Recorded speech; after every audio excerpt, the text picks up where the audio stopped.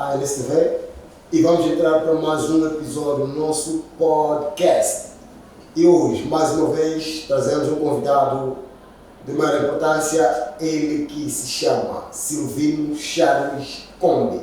E o nosso tema para hoje, nesta edição, vai ser liberdade e os seus limites. Nós queremos perceber, queremos entender, queremos emigrar nesse contexto de liberdade e perceber, muitas vezes as pessoas dizem, eu tenho a minha liberdade e, na verdade, será que a liberdade tem sido, por exemplo, ou seja, tem sido interpretada de tal maneira como ela deve ser? Portanto, temos um convidado, como eu disse, de maior importância, em que, antes de mais nada, vamos dar espaço para que ele se apresente e saúde os telespectadores da casa. Acompanhem-nos no nosso podcast na ANSTV.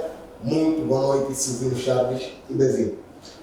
Muito boa noite, é um prazer estar aqui e muito obrigado pelo convite. Meu nome, como disseste, como disse o doutor Benedito, meu nome é Silvino Charles Combe, tenho 27 anos de idade, sou formado em Administração e Gestão da Educação com habilitação em Supervisão Educacional. E é com mera gratidão que eu recebo esse convite para falar sobre a liberdade e os seus limites. Certo. E desde já vamos entrar no nosso tema. Dr. Silvino Charles, o que é liberdade para si? Para mim, liberdade é viver da melhor forma possível, respeitando as suas capacidades, suas necessidades, tuas vontades, mas também olhando para o teu redor. Liberdade é olhar ao teu redor e descobrir quais são os seus limites, quais são as suas prioridades, quais são as suas capacidades, o que fazer e o que não fazer. Liberdade não é viver sem olhar para o outro. Liberdade é viver e olhar para o outro e para o seu redor. Certo. Portanto, qual é a importância da liberdade para o Silvino Charles? Ou seja, antes da importância, sente-se livre? Sim, me sinto livre. Talvez possa nos ajudar a entender, porque há quem, por exemplo, pode estar livre, mas preso. Portanto, o Silvino Charles sente-se livre. Sim, sinto-me livre. E uma das coisas mais importantes que eu sempre busquei é minha liberdade como pessoa. Liberdade de viver, de estudar, de me alegrar, de ter meus próprios amigos, de ter a minha própria forma de pensar, a minha própria forma de agir, mas respeitando a mim e os outros. Eu me sinto um homem livre. Certo. E qual é a importância de estar livre para o Silvino Charles?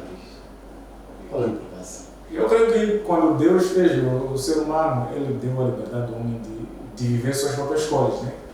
Como todos nós sabemos, o ser humano tem direito ao livre-arbítrio, que é o poder da escolha, né? Entre o bem e o mal. Então, por isso que a liberdade é um direito de todo ser humano, né? As Nações Unidas já definem isso, que nós todos os seres humanos temos liberdade para vivermos e aproveitarmos a vida da melhor forma possível, mas respeitando a lei, respeitando a vida em sociedade, a vida em comunidade, respeitando os princípios democráticos, os princípios religiosos, as diferenças, as igualdades, as equidades. Liberdade é isso. Certo. E estamos a falar de liberdade e os seus limites. Significa que são duas palavras que devem andar juntas.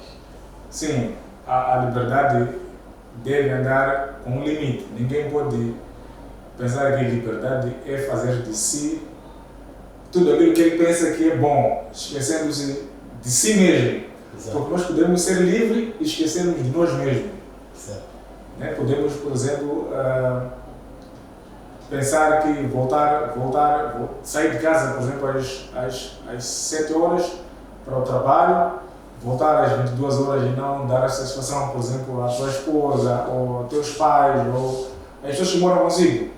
Então, a liberdade não é pensar que eu vou usar todo o meu tempo da minha forma. Você respeita ao outro e também a si mesmo. Mesmo que nós sejamos, por exemplo, 100% livres, temos que saber também que nós também temos que nos dar um limite, antes de tudo, a nós mesmos, para conseguirmos dar um limite também para as pessoas que moram conosco. Sim. E, portanto, liberdade, limites.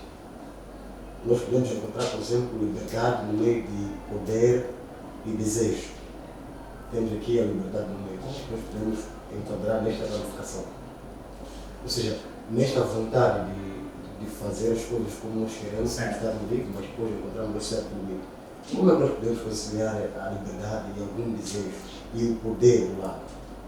A melhor frase é o domínio próprio, Exato. ou autocontrole, ou conhecer-se a si mesmo, conhecer sua capacidade e seus limites. Mas a verdadeira palavra que tem que entrar no meio é domínio próprio. Nós temos muitos desejos, temos muitas vontades, mas temos que ter o domínio próprio para saber o que deve e o que não deve.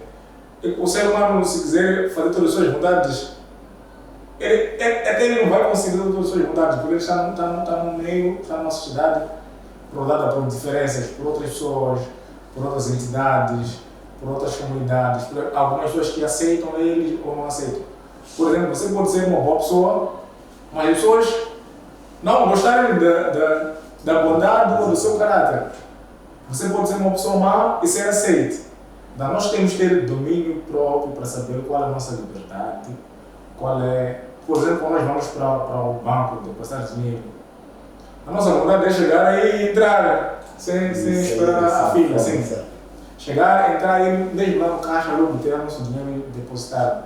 Mas como nós sabemos que nós temos domínio próprio, chegamos aí, sabemos que nós temos que respeitar essa liberdade, essa regra. Chegamos, perguntamos qual é a nossa posição, ficamos atrás e esperamos até chegar a nossa vez. Liberdade é isso, é saber onde tu queres chegar, mas ter um roteiro que vai te ajudar a respeitar o outro também.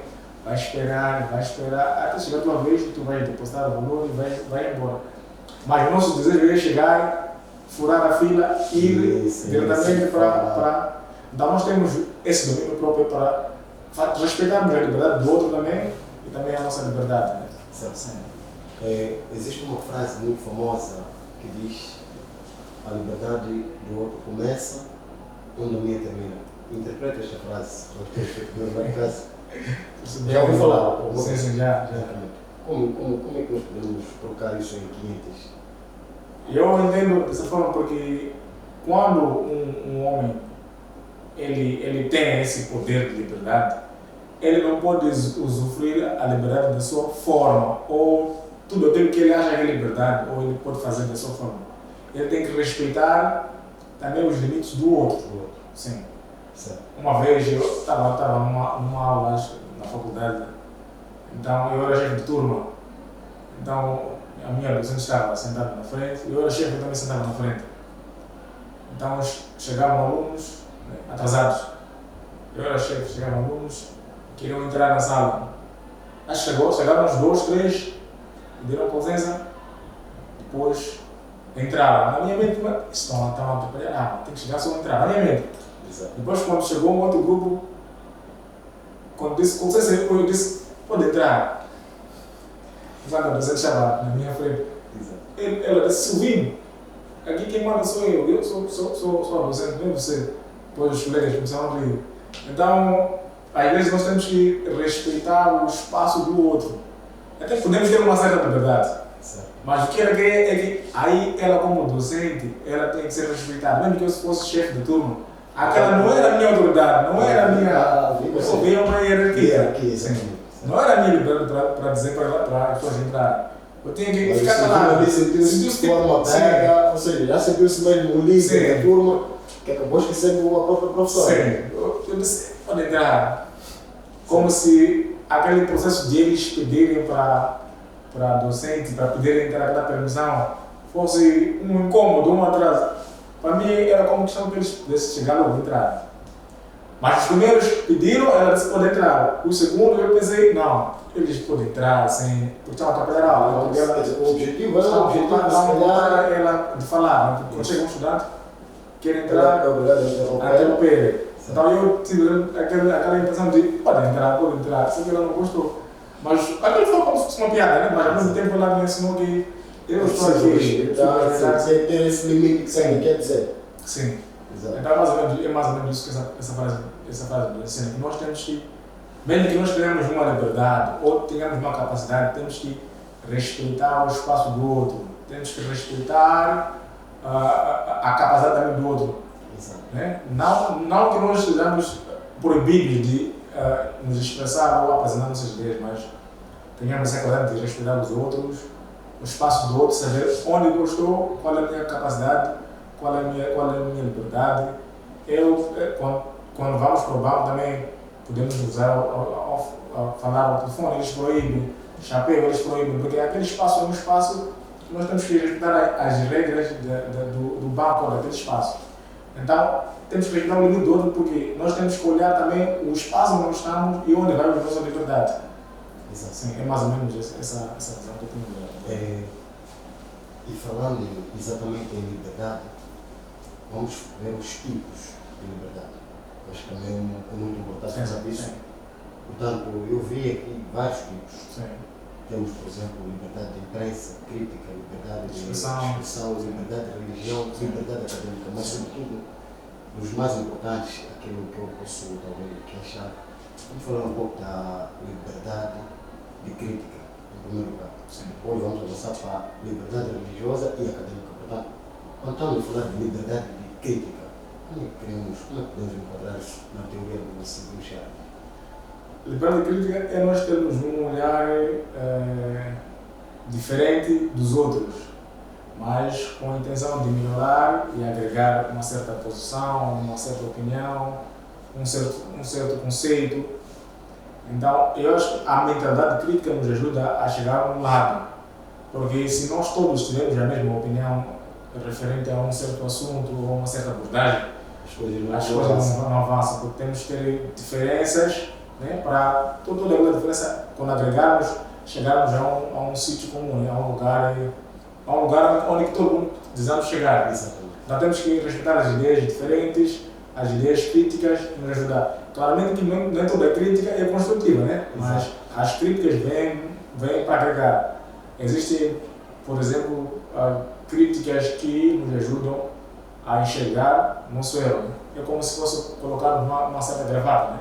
Exato. O homem pode colocar uma gravata e pensar que está bem, uma daqui atrás se calhar ficou fora. Mas se o outro, se está próximo, pode conseguir chegar não, aqui atrás está mal. Exato. Então ele vai endireitar. Então, a liberdade é isso.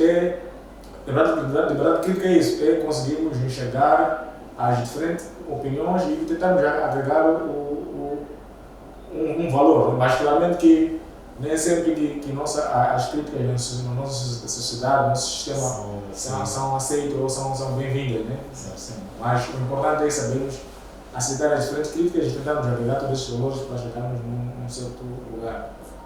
Portanto, a liberdade acadêmica, na ótica do seu desenvolvimento, foi agora que é formado em administração e gestão de educação. Sim.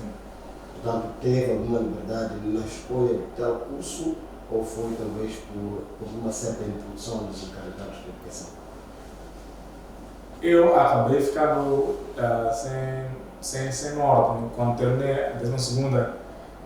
Acho que as nossas escolas, né, nossas escolas primárias, secundárias, não têm aquela indicação vocacional, descobrir qual é a vocação do aluno, do estudante, interioridade e tentar alinhar. Então, de princípio, quando cheguei naquela fase de 15 anos, 10ª classe, pensava, acho que eu vou ser médico. Como eu sou uma pessoa calma e tal, acho que eu vou ser médico. Então, depois, na 12ª classe, quando os alunos estavam a escrever para a faculdade, eu ainda era criança, estava atrapalhado, 17 anos.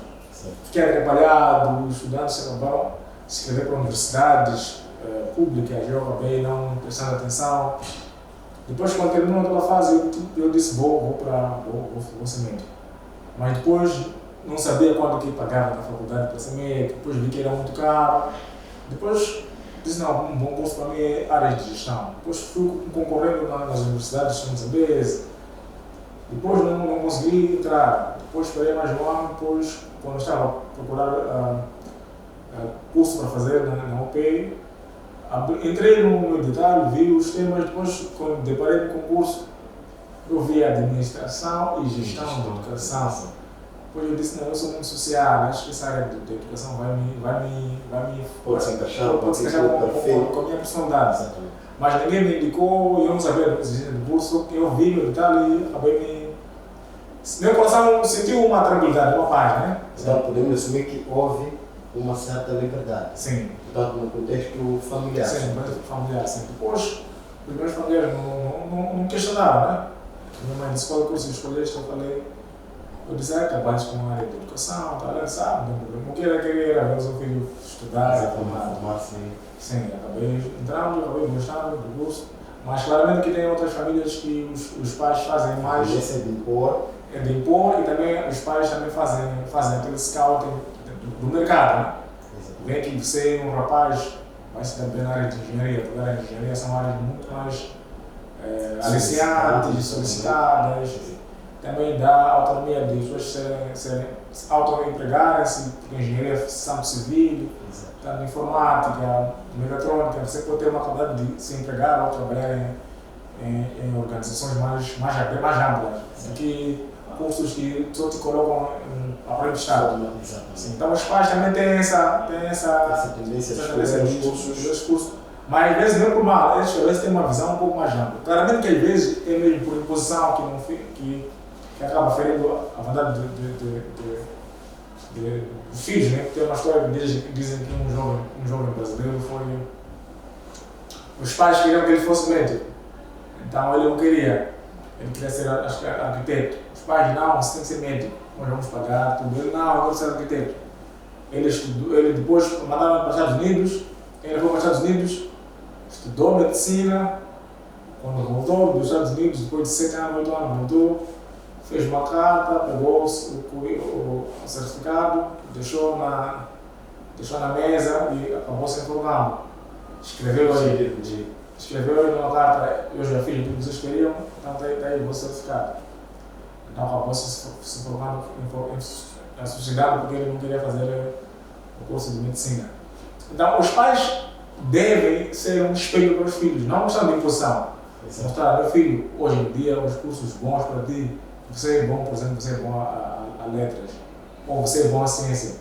Se você fizer esse curso é muito bom para ti, você tem capacidade para esse curso aqui. Tentar uma forma negociável e mostrando para ele o que é bom para ele e o que não é bom. Depois de dar claramente a liberdade de escolha dele. Para ele ver se, esse curso aqui para mim vai dar, é um bom curso. Com o nosso mercado, o nosso panorama social, vai nos ajudar. Então o filho vai ter essa liberdade de dizer, não, eu vou engrenar nessa área. Depois o filho pode ser não dizer, papá, não.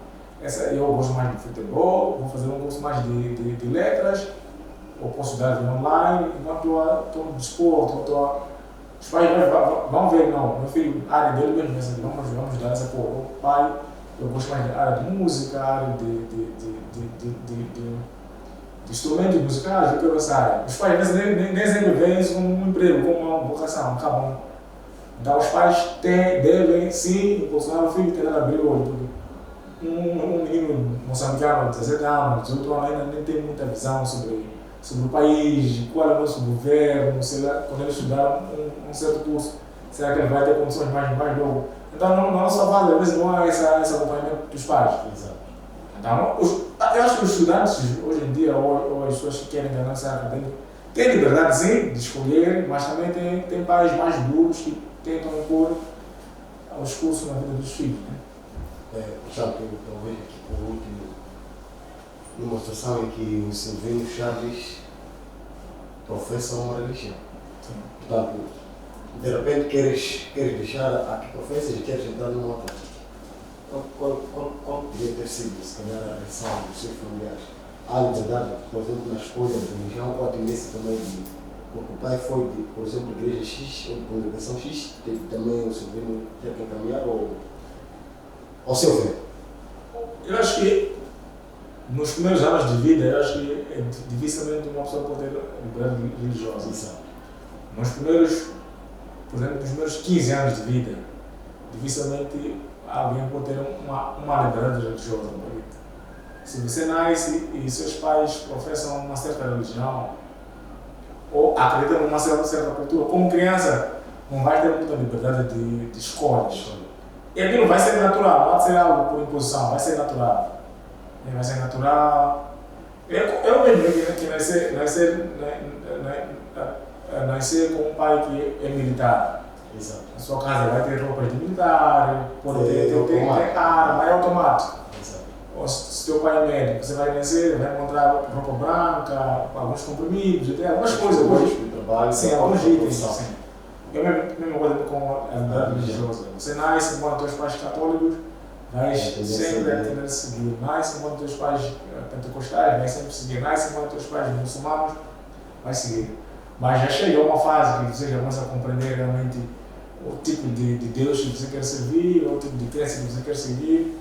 Depois, com 15, 16, 17 anos, já começa a perceber realmente.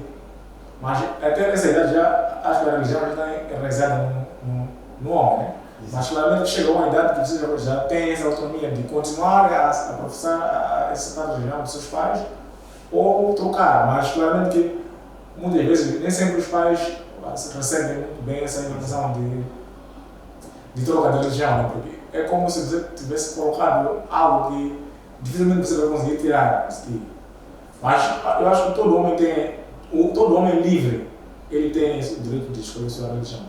Mas desde que já tenha uma camada de raciocínio de pensar o que é bom para ele e o que não é bom para ele. Tá certo. Talvez, em jeito de últimas considerações, já ficaram com conselho, sobretudo neste tema de liberdade e seguimento, aos telespectadores da casa. Qual é o conselho que eles já falam? Aos telespectadores, todos nós temos liberdade, né? Temos esse direito de viver como nós bem entendemos, mas temos que respeitar a nossa própria liberdade. Nós temos uma certa liberdade, sim, mas temos que nos dar respeito. Não pensarmos que a liberdade é ultrapassar os limites da vida. A liberdade é viver de uma forma consciente, respeitando os direitos humanos, respeitando o próximo, respeitando a comunidade que nós vivemos, respeitando a nós mesmos, sobretudo, e aos familiares, tanto nossa mãe, nossos pais, nossos cônjuges, nossos irmãos. Temos que olhar muito para o outro, para o próximo. Não podemos viver a liberdade sem olhar para o próximo. Temos que olhar muito para o próximo, saber o que é bom para mim, não pode ferir o próximo. Por exemplo, se nós gostamos de uma certa música, não podemos colocar um volume alto só porque gostamos. Temos que saber que nós temos vizinhos, temos pessoas doentes ao lado. Temos também as igrejas ou as instituições religiosas. Às vezes, quando temos uma comunidade ou alguém que professa uma religião, a pessoa às vezes quando decide gritar, ela grita, né? E esquece das pessoas que estão ao redor. E se calhar ali tem pessoas que padecem, se calhar por uma certa doença que carecem do silêncio, mas... É que Deus, ele recebe nossas preces, né? nossas orações, nossas rezas. Mas nós também temos que ser humanos, respeitar também que nós vivemos em comunidade, temos que saber, será que o meu grito está a incomodar o próximo? Será que a minha liberdade está a ferir o próximo? Será que eu posso fazer o que eu quero? Temos que saber muito olhar também para o próximo. Vivermos uma liberdade, sim, respeitando a nós mesmos, ao próximo, mas também saber que nós vivemos em comunidades. Ninguém vive isolado, né? Sim, nós vivemos em comunidades e temos que respeitar a liberdade do outro e a nossa própria liberdade também. Está certo. Muito bem, este foi mais um episódio do nosso podcast na ANSTV. Nós tivemos a conversa com o Silvino Chaves Como. Ele que é formado em Gestão e Administração de Educação. Ele deixou ficar aqui vários conceitos daquilo que é a liberdade. Portanto, somos livres, mas também é preciso respeitar o espaço dos outros. Não significa que, por sermos livres, nós podemos fazer aquilo que bem entendemos e não aquilo que entendemos. É preciso perceber que, da mesma forma que somos livres, as pessoas também são livres e nós vivemos em sociedade. Portanto, é preciso criar o espaço e perceber que não podemos violar aquilo que é do outro. A nossa liberdade termina e a do outro começa. Acompanhe-nos, nós somos a ANSTV e esse foi mais um episódio do nosso podcast. Até lá.